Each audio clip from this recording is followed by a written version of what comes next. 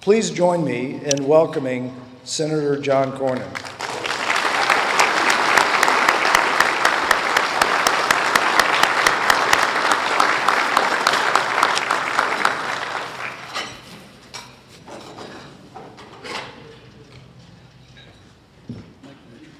Thank you very much, sir. Yes, sir.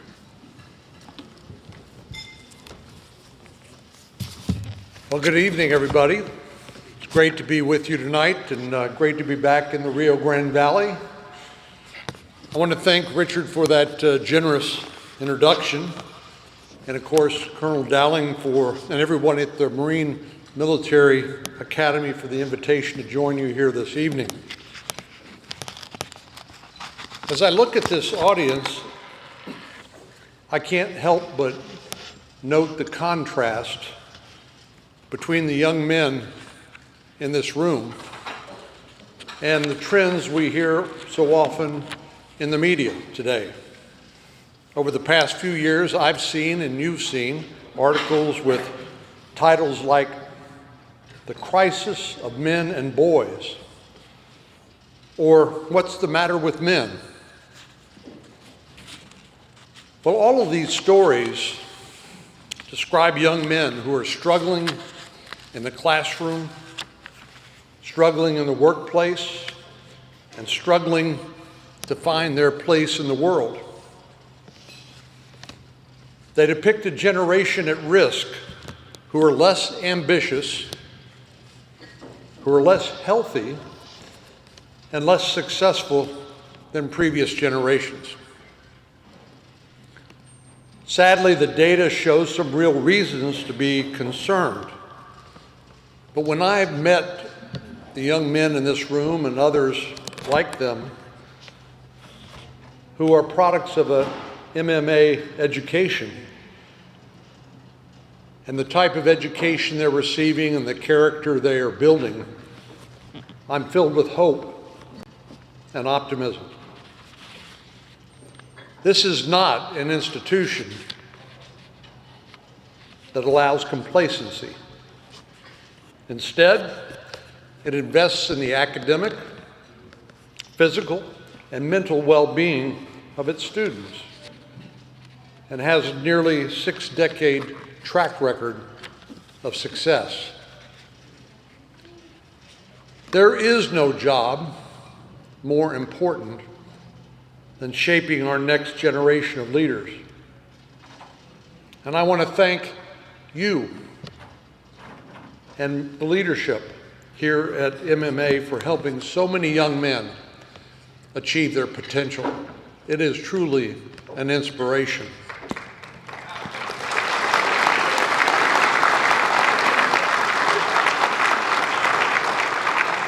I want to especially thank Colonel Dowling, who came to Harlingen to lead MMA after an incredible 34 years of service in the United States Marine Corps. He's talented at many things, but retirement is clearly not one of them. Earlier today, he gave me a tour of the campus, and I could see how much he loves and cares about MMA and the young men who go to school here, its mission, and of course the young men here in this room. He models the sort of servant leadership that we could all aspire to. And MMA is fortunate indeed to have such a passionate and dedicated president. It's also lucky to have such an incredible group of supporters like you and countless others who could not be here this evening. One of my good friends who actually extended the invitation for me to be here said, "MMA saved my grandson's life." That's pretty powerful. Well, thanks to your generosity, MMA can continue to deliver its mission to help shape and encourage and build the next generation and our nation's future. And I can't imagine a more worthwhile investment. So thank you for your support.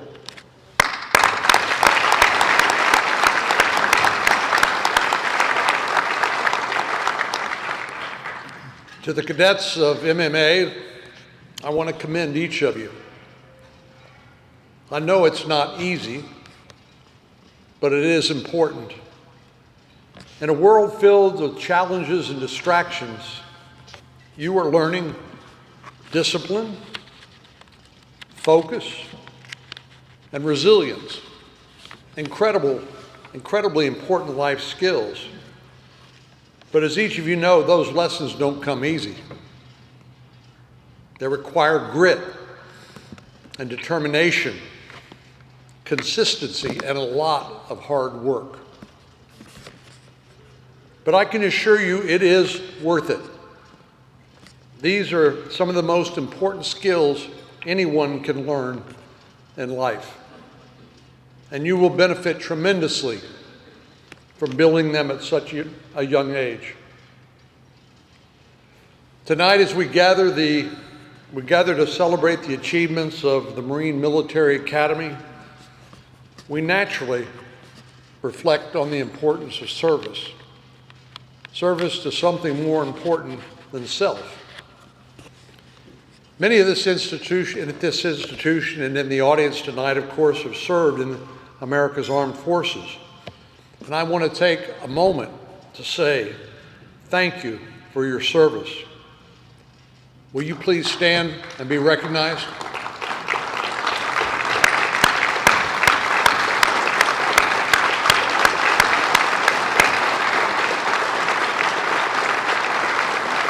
Thank you. Well, some of the earliest lessons I learned about service came from the example of my father. Yes, it is true, I am an Air Force brat. It seemed much more appropriate when I was younger than it does at this age. But my dad served in World War II as a pilot of a B-17 in the Army Air Corps. And for those cadets today, that was before the Air Force even existed, the Army Air Corps. He flew in the 303rd Bomb Group, part of the 8th Air Force, known as Hell's Angels. It was based out of Molesworth, England. The 303rd was a force to be reckoned with in the European theater. They flew a record of 364 combat missions during the war, and they did so without advanced radars, without laser or GPS-guided munitions, and many times without a radio. Their success wasn't without great cost. They sustained more than 150 missing in action and 764 prisoners of war. My dad was one of those POWs. He flew in 26 strategic bombing missions over Germany, but on that unlucky 26th mission, he was shot down by enemy fire. Flak hit the nose of the aircraft, more hit the right wing and the number 3 engine, and they erupted into flames. And a third time it was hit in the bomb bay. He and the rest of his crew bailed out at about 20,000 feet. Later in life, I asked him about a certificate he had on his wall saying he was a member of the Caterpillar Club. This was a club created for people who bailed out of their airplane under emergency circumstances, not something you would volunteer for. But after a few days, he was captured near the French border and sent to Stalag 13D, a POW camp near Nuremberg, in what can only be described as awful conditions. Food was scarce. They were lucky to get a daily ration of bread, dehydrated vegetables, and potatoes. Sanitation was abysmal. The camp was infested with lice, fleas, and bed bugs, and illness and disease ran rampant throughout the camp. And of course, he was there in the dead of the Bavarian winter in unheated barracks. But like so many of the brave men and women of that greatest generation, he defied the odds and he survived. After several months at the Stalag 13D, Patton's army came along to liberate him and his fellow POWs. And I still remember he told me he and a fellow buddy, POW, hijacked a motorcycle and drove all the way to Berlin. Something very uncharacteristic for my dad, by the way. But he came back home, like so many, went back to school on the GI Bill, and met and married my mother. But with all he went through in his life, which I know many of us can hardly imagine today, my dad's story is ultimately a happy one. It's a story about the power of perseverance, about giving everything you have, even when there's nothing left in the tank. It's about overcoming adversity when it feels like the whole world is against you. Well, there's no class you can take, no book you can read, no curriculum that prepares you for that kind of adversity in life. No how-to guide that leads us through those kinds of moments. Well, to the cadets, I say that your ability to overcome the challenges that will come in 1 year or 5 years or 20 years down the line will depend on what you do today and what you have learned here at MMA. I believe it's all about preparation. I often think back about that speech that you probably saw on YouTube, if you didn't see it live, of Admiral William McRaven, who gave at the University of Texas several years ago, 10 years ago, when he told students, if you want to change the world, start by making your bed. Kind of a surprising message to me. But he explained, when you make your bed every morning, you will have accomplished the first task in your day. It will give you a small sense of accomplishment and pride, which then should encourage you to do another task and another and then another. And by the end of the day, that one simple task completed will have turned into many tasks accomplished. If the small decision to make your bed can change your trajectory in a single day, imagine how the habits you are learning here at MMA will add up over a lifetime. Each day as you study, you march, and train, you are building a foundation for the person you will become. You're learning important values, honor, courage, and commitment. Values that will guide you in the future and which have guided Marines throughout the history of that institution. You are practicing discipline, building leadership skills, and learning to set and achieve goals. You are working each day to make yourself better and support the people around you. These are qualities that will serve you well today, and they will serve you well throughout your life. The seemingly insignificant decisions that you make every single day will become the foundation of who you are. and your ability to contribute to your community, to your state, and to our nation. And MMA is preparing you to become the leaders that our country so desperately needs. I'm reminded of something President Reagan said when he was speaking at a Medal of Honor ceremony for Roy Benavides, who got the Medal of Honor. He said, "Where do we find such men?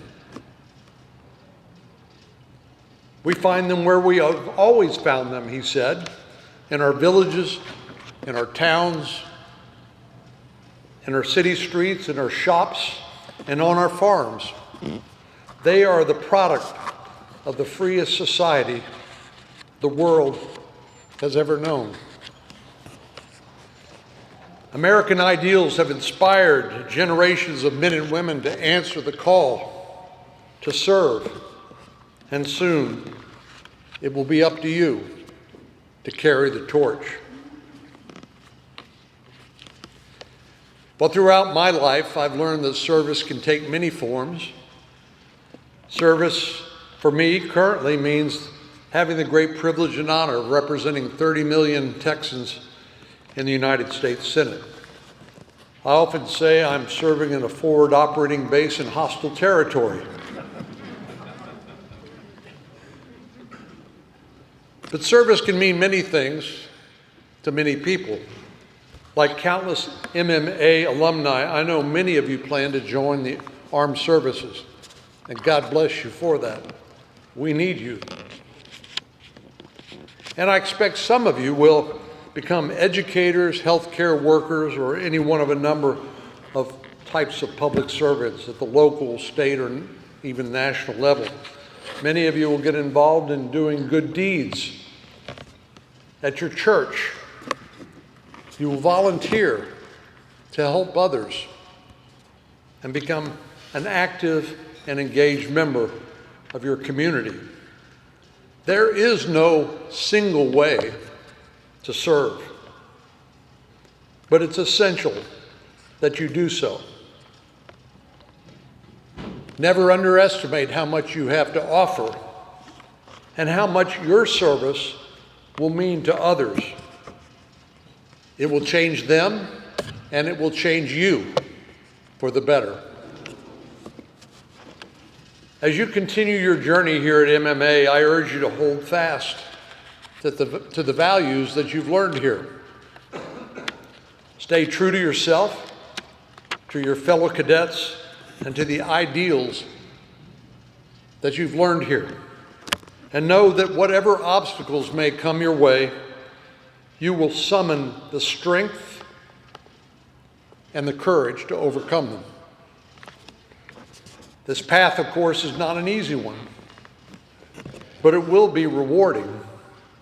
Every day, MMA is preparing you to become the leaders that our country so desperately needs, and the good men that our communities need and deserve. You will accomplish great things in your life. I have no doubt about that. And just know that I am cheering you on.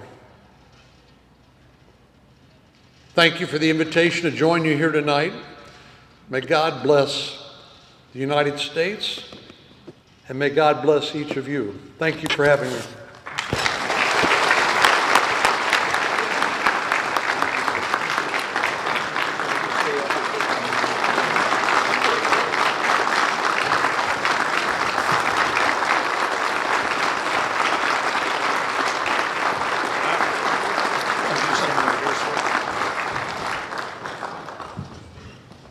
On behalf of the Marine Military Academy, I'd like to present you with this fruit of gratitude. That's awesome.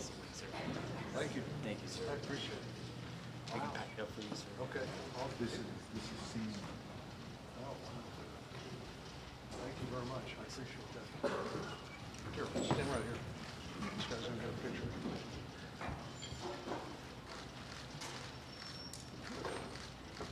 Thanks a lot. Thanks. Appreciate it.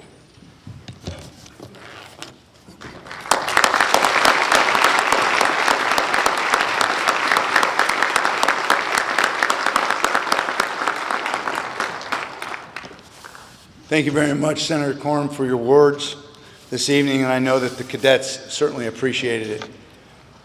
This concludes our evening.